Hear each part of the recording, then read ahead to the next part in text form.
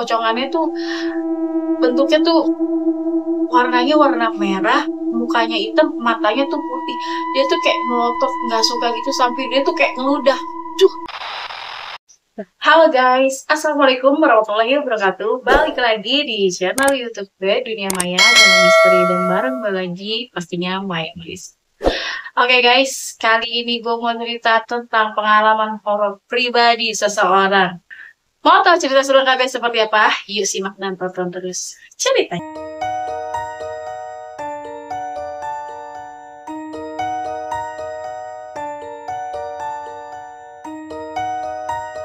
Si Mbak Siska ini punya orang tua ya pasti tinggalnya di daerah Lumajang, dan Mbak Siska ini itu kerja katanya merantau di luar kota. Mbak Santi ini tetangganya dari si Mbak Siska.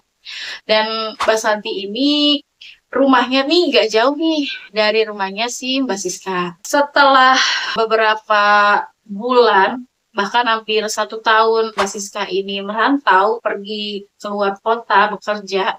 Nah, Mbak Santi ini kan yang rumahnya dekat sama rumahnya Mbak Siska ini tahu gitu loh keadaan orang tuanya si Mbak Siska ini. Ibu dan bapaknya Mbak Siska ini, dia itu menganut aliran ilmu hitam, yang dimana pada saat mau meninggal, itu benar-benar meninggalnya tuh susah banget, udah sakit parah banget nih. Ada warga yang ngedengar pas malam-malamnya itu kayak suara ibu-ibu teriak gitu, kayak nenek-nenek teriak gitu. Pas disamperin, ternyata ibu dari Mbak Siska ini kayak muntah darah gitu. Muntah darah, terus suaminya ternyata juga sama kayak muntah darah. Akhirnya warga sekitar itu katanya nyari orang pintar yang emang bisa ngobatin ibu dan bapaknya si Mbak Siska ini. Akhirnya dapet nih, itu jaraknya lumayan jauh katanya. Jadi perjalanannya tuh dari orang yang pintar ini sampai ke rumahnya si Mbak Siska ini tuh sekitar 2 sampai 3 jam, kayak jauh banget lah. Dari situ orang pintar itu ngomong kalau misalnya ilmunya ini harus diturunin. Nah, tapi kan karena berhubung Mbak Siska nggak ada di situ ya guys, jadi apa yang mau diturunin? Orang pintar ini ngomong kalau misalnya nggak diturunin akan memakan diri dari si pemilik ilmu ini gitu ya. Terus warga bilang ya mau gimana gitu kan, anaknya nggak ada, ya udah gimana caranya biar ilmu itu udah hilang aja, terus kakek dan nenek ini bisa cepat sembuh lah gitu.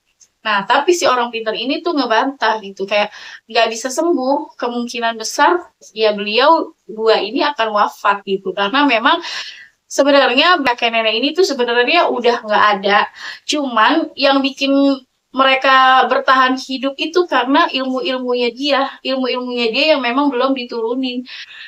Kayak serem banget nggak sih guys, punya ilmu yang aturan udah meninggal jadi nggak bisa meninggal, dan susah meninggal gitu. Akhirnya warga sekitar ambillah tindakan kalau ya udah jalanin aja daripada dia begini tersiksa katanya.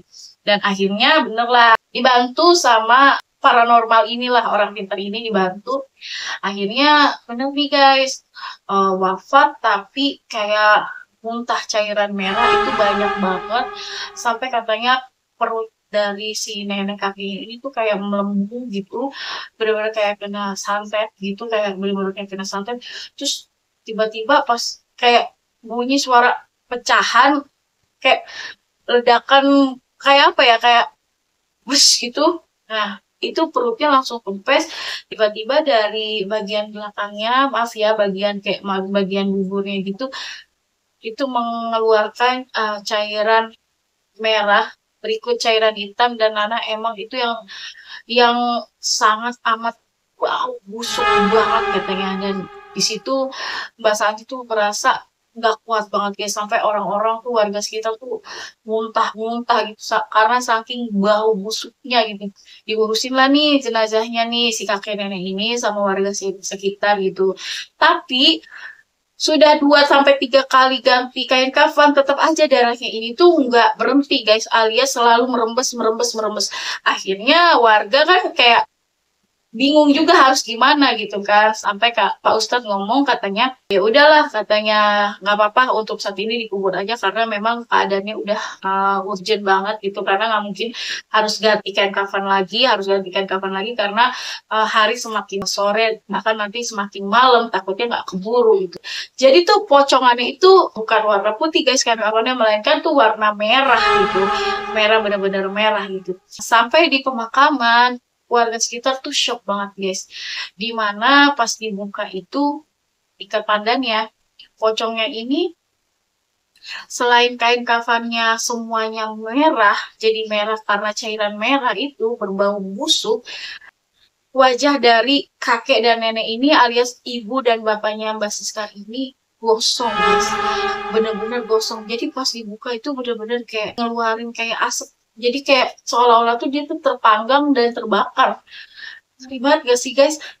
Tuh warga sekitar tuh kayak bingung, shock banget gitu loh, begini gitu. Terus kayak Pak Ustadznya bilang udah ini memang mungkin sudah jadi bagiannya dia gitu karena ulahnya dia sendiri dan perilakunya dia sendiri yang menganut aliran hitam. Dimakamin lah, dikuburin dengan layak lah ibaratnya. Nah malamnya ini ya seperti biasa, biarpun tidak ada keluarga dan anaknya, tetap aja tuh yang namanya warga ya peduli mungkin sama keluarganya Mbak Siska ini.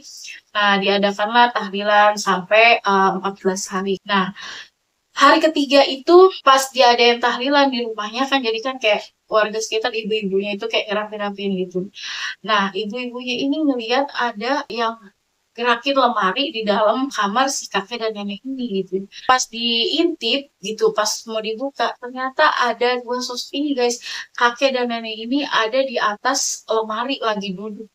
Jadi pocongannya ini benar-benar ada di atas lemari. Dan dia tuh katanya serem banget. Pocongannya tuh bentuknya tuh warnanya warna merah, mukanya hitam, matanya tuh putih. Dia tuh kayak melotot, nggak suka gitu, sampai dia tuh kayak ngeludah. Cuk, gitu. Jadi emang gak ada terima kasihnya banget ini ya. Udah ditolongin, lu mau metong, sampai lu dikubur. Ibarat katanya lu gak ngeluarin duit sepeser pun, malah lu dibantuin sama warga. Tapi lu tuh kayak nggak tahu diri gitu kesannya. Akhirnya ada sebagian warga yang teriak lah ngeliat kejadian itu. Tapi akhirnya ditenangin lagi. Sampai di tahlilan malam ke-7 juga sama. Jadi pas ada warga nih, ibu-ibu yang lagi cuci piring gitu. Terus tiba-tiba langsung kayak piringnya tuh jatuh semua yang udah bersih scrap gitu di pojokan. Gitu. Dan di situ ada sosok pocong nenek-nenek itu di dekat rak. Dan itu tuh posisinya tuh kayak orang lagi marah. Dan lagi-lagi ya warga tuh langsung kayak kabur, langsung cabut gitu loh. Jadi kayak orang nggak suka gitu loh rumahnya tuh ngajin atau gimana. Mungkin karena ilmunya ini nggak diturunin gitu ya. Jadi kayak memakan diri dia sendiri gitu kan. Udahlah sampai hari tahlilan ke 14 hari dan sampai ke 40 hari begitu. Dan katanya nih udah lama, udah sekian tahun, ada sekitar 2 sampai 4 tahun, pulanglah nih si Mbak Siska ke rumahnya. Nah, pulangnya ini tuh jadi kayak emang orangnya juga kurang bergaul ya guys. Jadi pulanglah nih ke rumahnya. Mbak Santi ini kan kayak mau ngomong nih sama Mbak Siska kalau misalnya emak bapaknya ini udah meninggal beberapa tahun yang lalu gitu kan. Tapi ditahan sama ibunya si Mbak Santi karena gimana ya kayak udah baru pulang biarin aja dulu. Nah nanti kalau misalnya ditanya barulah dikasih tahu gitu kan kronologi kayak gimana. Dan ternyata guys si Mbak Siska ini nggak nanya ke Mbak Santi kalau perihal ibu dan bapaknya ini kemana adanya dan nggak ada di rumah gitu. Dan ternyata selama si Mbak Santi ini ngeliat Mbak Siska itu sering ngobrol sendiri, kadang di teras, kadang dia kayak ngerangkul gitu, sambil ngobrol sambil ketawa gitu. Jadi benar-benar kayak Mbak Santi tuh ngelihat Mbak Siska tuh benar-benar kayak lagi berkomunikasi sama orang gitu loh. Terus udah gitu juga kadang Mbak Siska duduk di luar makan terus sambil kayak nyuapin, terus udah gitu ketawa-tawa gitu kan, cerita-cerita kayak seru aja gitu loh. Sampai ada lah sekitar seminggu Mbak Santi ini ngomong ke ibunya kan kalau ada yang aneh gitu loh sama Mbak Siska gitu. Akhirnya ibunya bilang ya udah kamu ngomong aja pelan-pelan gitu. Nah si Mbak Santi ini ngomonglah pelan-pelan sama Mbak Siska. Awalnya ketemu di warung katanya dia nanya kabar bla bla segala macam. terus nanya pekerjaannya segala macam gitu. Dan terus katanya si Mbak Siska, iya memang dia dipekerjakan di luar kota. Dia tuh bukan yang nggak mau ngabarin ibunya dan bapaknya karena kerjaan dia emang yang lagi padat banget. Kata si Mbak Santi ini baru mau ngomong nih kalau ibu bapaknya nggak ada, tiba-tiba Mbak Siska nyeletuk gini, aku pulang dulu ya San gitu, soalnya mama bapakku belum makan. Kayak bingung nggak loh? Mama bapakku belum makan, sementara emak bapaknya udah nggak ada beberapa tahun yang lalu. Kayak bingung nggak loh? Laba Santi di situ nggak bisa ngomong apa-apa guys, langsung kayak ludah aja gitu. Terus dia Mbak Santi langsung cuma ngomong, oh iya hati-hati sis gitu, iya gitu. Nah terus Mbak Santi langsung kayak pulang ke rumah, terus dia tuh ngomong ke orang tuanya, nah orang tuanya bingung. Masa sih si Siska ngomong kayak gitu? Terus Santi ngomong, iya mbak dia ngomong kayak gitu. Aneh banget gak sih gitu. Terus kata si ayahnya dari si Mas Santi ini, katanya yaudah biarin aja, tunggu sampai beberapa hari lagi baru kita nanti datang sama Pak RT gitu, Pak RT setempat atau RW setempat. Akhirnya benar nih guys. Akhirnya si Mbak Sapi ini keluarganya datang ke rumah Pak RT, terus ke rumah Pak RW juga. Nah datanglah nih tiba-tiba ke rumahnya si Mbak Siska. Nah awalnya Mbak Siska ini kayak orang bingung lah ibarat katanya. Kok ada Pak RT, ada RW, terus ada Mbak Santi, ada warga sekitar. Jadi kayak rame-rame berbondong-bondong ada apa nih gitu kan. Apa menyambut kedatangan dia yang baru dari luar kota, apa bagaimana nih nggak ngerti gitu kan. Disuruh masuk lah ceritanya. Nah, masih suruh masuk itu, Pak RT, Pak RW, Mbak Santi, keluarganya, Mbak Santi sama warga sekitar itu ngerasa ada yang janggal. Rumahnya tuh berbau banget, busuk guys. Yang dimana kayak aneh. Kayak masa sih Mbak Siska nggak notice ngerasa bau busuk atau gimana gitu. Sampai Mbak Santi ngomong gini, sis, apa ada bangkai tikus ya di sini? Kok bau banget sih? Nah, terus si Mbak Siska cuma ngomong gitu, ah enggak kok, ini biasa minyak wangi ibuku kalau pakai, soalnya ibuku kalau pakai biasa wangi melati. Enggak ada bau busuk. Jadi yang dicium sama Mbak Siska ini bau melati. Nah, yang dicium sama Mbak Santi dan warga sekitar itu bau busuk, guys. Ditanyalah sama Pak RT dan Pak RW gitu. Gimana kabarnya basa-basi bla bla segala macam gitu. Terus si Mbak Siska ngomong gini, oh iya Pak, sebelumnya terima kasih ya Pak, katanya. Karena selama saya nggak ada, warga sekitar berikut Bapak mau ngurusin ibu saya gitu. Nah, Pak RW, Pak RT notisnya tuh ngurusin pemakaman gitu kan, ngurusin kematian gitu. Nah, terus Pak RT, Pak RW ngomong, oh iya, nggak apa-apa, memang sudah sewajarnya kita sebagai warga dan sebagai umat yang bertetangga gitu kan, kayak saling membantu katanya. Mbak Siska udah sempat ke makam ayah dan ibunya. Nah, di situ Mbak Siska langsung kayak langsung kayak ngeliat, "Ah, maksudnya makam siapa?" Loh, Mbak Santi juga sama warga sekitar jadi main lihat-lihatan guys. Makam ibu dan bapaknya Mbak Siska. Terus Mbak Siska langsung kayak, nggak mungkin. Orang ibu dan bapak saya ada kok di kamar. Nggak mungkin lah di makam. Mas siapa yang meninggal gitu. Ibu dan bapaknya Mbak Siska itu udah nggak ada beberapa tahun yang lalu semenjak Mbak Siska itu pergi keluar kota.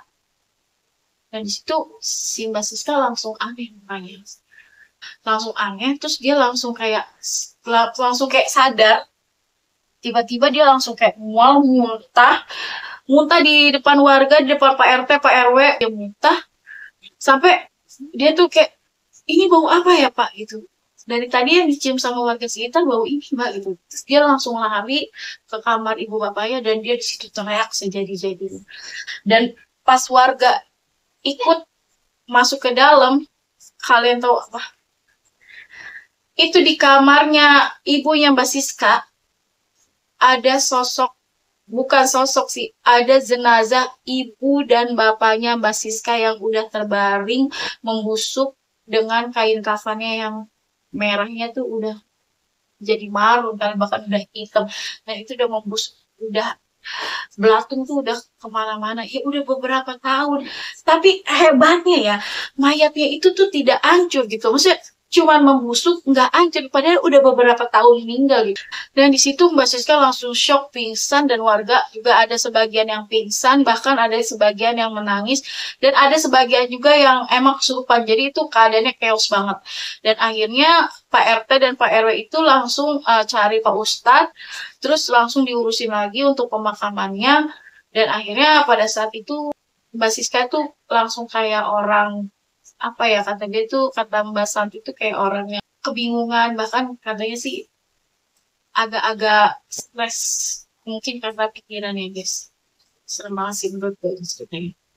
Jadi emang bener-bener jangan deh kalian punya ilmu hitam, apapun ilmu, jenis ilmu ya, mau hitam mau putih, jangan. Kalau bisa, buat apa sih, ibarat katanya udahlah hidup netral-netral aja gitu, nggak usah yang neko-neko apa segala macam, akan imbasnya akan berefek tuh ke diri kalian ke suatu hari nanti gitu.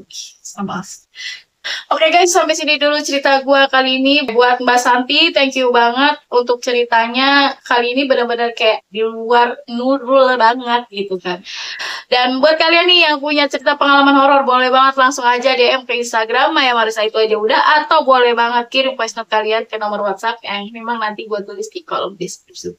Oke, gue Maya Marisa pamit undur diri dan assalamualaikum warahmatullahi wabarakatuh. Bye bye.